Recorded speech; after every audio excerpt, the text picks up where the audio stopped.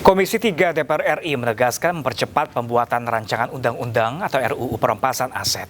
Targetnya RUU perampasan aset disahkan pada Desember 2026 mendatang. Di tengah gelombang aksi unjuk rasa, DPR RI tetap menggelar rapat paripurna ketiga masa sidang 2026-2027. Salah satunya membahas rancangan undang-undang atau RUU perampasan aset. Ketua Komisi 3 DPR RI Habibur Rahman memastikan RUU perampasan aset disahkan paling lambat 15 Desember 2026 saat rapat paripurna DPR. Jika dihitung waktu efektif masa sidang DPR tahun ini, maka waktu pembahasan RUU perampasan aset tersisa 8 minggu. Saya katakan bahwa ini bukan lagi target, tapi sudah dapat dipastikan Undang-Undang perampasan aset paling lambat akan kita sahkan di rapat paripurna di bulan Desember tahun 2026. Mengapa Undang-Undang perampasan aset ini relatif lebih memakan banyak waktu dalam pembentukannya dibanding undang-undang yang lain? Misalnya dengan KUHP atau dengan Undang-Undang Polri. Sebab Undang-Undang perampasan aset itu adalah undang-undang yang membahas sebuah konsep yang sama sekali baru. Belum ada undang-undang tentang perampasan aset yang sebelumnya yang kita miliki. Kalau KUHP kan sudah ada KUHP yang lama, kita tinggal kritisi KUHP yang lama, kita dapat pasal-pasal yang kita perbaiki.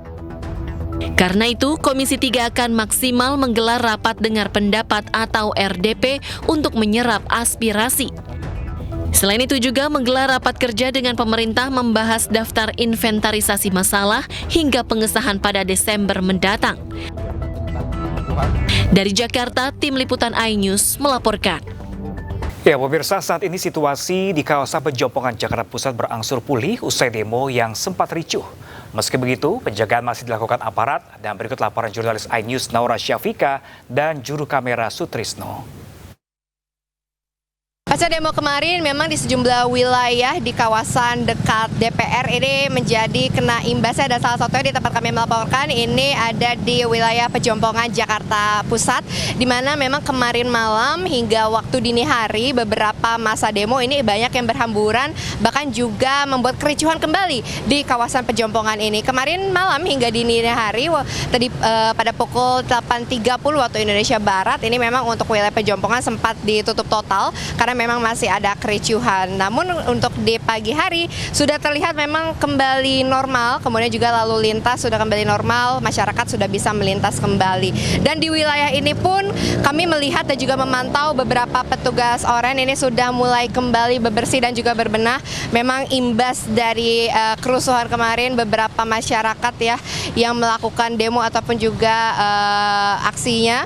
Ini ada yang seperti vandalisme, kemudian juga melakukan pembakaran ban, dan ini kita lihat untuk petugas dibantu dengan aparat TNI ini sedang melakukan pembersihan dari bekas-bekas ban yang dibakar dan juga lem yang menempel begitu ya dari ban yang dibakar di salah satu jalanan yang ada di sini. Dan tidak hanya dari membersihkan bekas dari ban yang dibakar, pun juga petugas oranye ini melakukan bersih-bersih lainnya seperti sampah-sampah yang berserakan, kemudian juga beberapa vandalisme yang ada di tembok, yang ada di tiang listrik ini sudah kembali dibersihkan supaya untuk masyarakat ini bisa kembali merasa tenang dan juga aman melintas di wilayah ini. Seperti yang kita ketahui bersama pun juga kalau misalnya kita melihat dari video yang beredar, banyak beberapa fasilitas umum lainnya yang dilakukan perusakan seperti pos-pol yang dibakar, kemudian juga CCTV yang dirusak. Namun tentunya ini kembali menjadi pengingat untuk seluruh masyarakat di lapisan Indonesia untuk kembali menjaga ketertiban saat menyampaikan aspirasi. Dari Jakarta, Naura Syafika, Sutrisno, iNews melaporkan. Sebelumnya, pemirsa, Aliansi Masyarakat Pati Bersatu atau AMPB menggelar aksi unjuk rasa di depan gedung DPR RI. Masa mengakhiri aksi setelah mendengarkan hasil audiensi perwakilan AMPB dengan pimpinan DPR.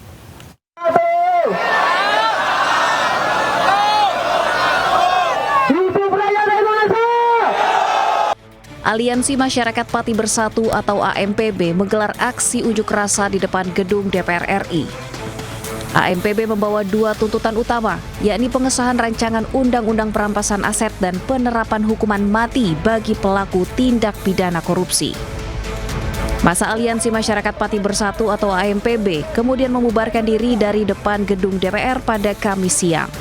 Mereka mengakhiri aksi setelah mendengarkan hasil audiensi perwakilan AMPB dengan pimpinan DPR.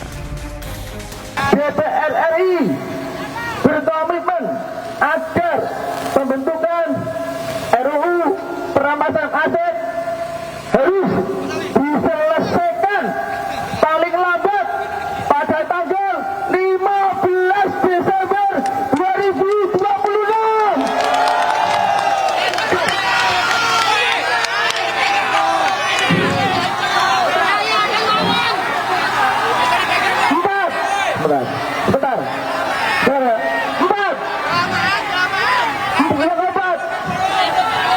Yang keempat, pimpinan DPR RI menyatakan kesiapannya untuk mengundurkan diri dari jabatan sebagai pimpinan ataupun anggota DPR RI apabila sampai dengan tanggal 15 Desember 2026 RUU tersebut tidak disahkan dalam paripurna DPR RI.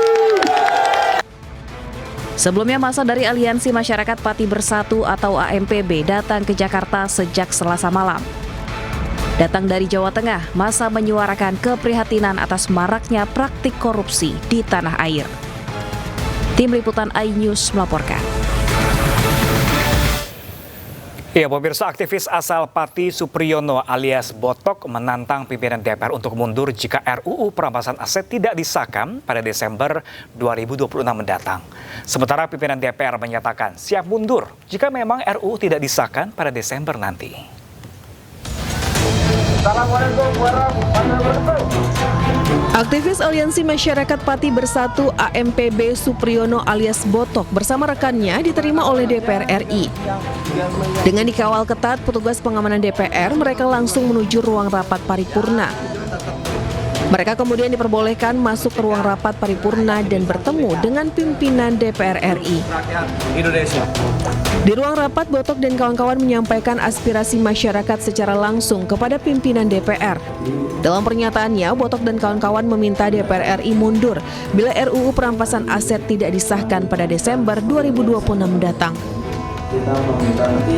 Sementara Wakil Ketua DPR RI Sufmi Dasko Ahmad menyatakan pihaknya tak masalah bila harus mundur dari jabatan wakil rakyat bila rancangan Undang-Undang Perampasan Aset tidak disahkan pada Desember 2026 mendatang. Kalau itu digedok Desember, kita minta tanggalnya, jadi jelas. Setelah muncul batas akhir pengesahan RUU tersebut, misalnya sampai tanggal tersebut tidak terrealisasi, mundur lagi dengan alasan A, B, C, D, E, F, G, kita minta konsekuensi tanggung jawab panjenengan semua. Seperti contoh Pak Dasuri, beliau mengundurkan diri. Pak Sa'al Mustafa juga siap mengundurkan diri, dan Pak Cucu juga siap mengundurkan diri jika berita acara tersebut,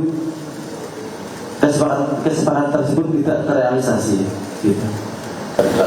Kami pimpinan DPR berkomitmen untuk menyelesaikan undang-undang ini tepat waktu. Dan kami tidak ada masalah, tidak ada kekhawatiran untuk kemudian memenuhi tuntutan teman-teman sekalian. Kalau memang tidak selesai, ya kami mundurkan diri itu kata tetap. Dan sebagai tanda komitmen. Sebelumnya dalam pertemuan tersebut, Wakil Ketua DPR RI Sufmi Dasko Ahmad menegaskan RUU perampasan aset akan disahkan pada 15 Desember 2026. Dari Jakarta, Tim Liputan iNews melaporkan.